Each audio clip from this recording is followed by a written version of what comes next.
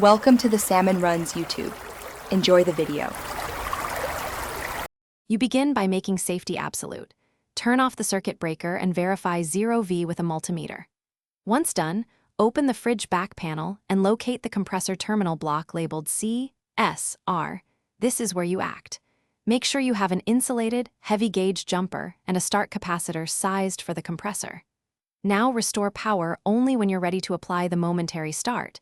This ensures you can complete the next step deliberately and safely. With power restored, position yourself for a quick, confident action. Connect the charged start capacitor between S and C for 1 to 2 seconds to give the motor the phase boost it needs. You do this because the start winding needs a high phase-shifted current to overcome stall torque. If that fails, and only after confirming rotation isn't possible, use a heavy-gauge insulated jumper to tap R to S for a very brief instant. However, this is risky and should be your last resort. After the compressor catches and runs, immediately remove the start assist and allow it to stabilize for 3 to 5 minutes. This prevents overheating.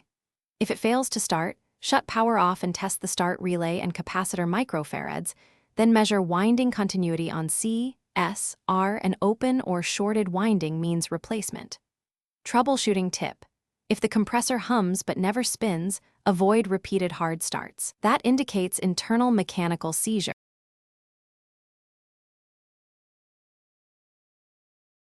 Thanks for watching.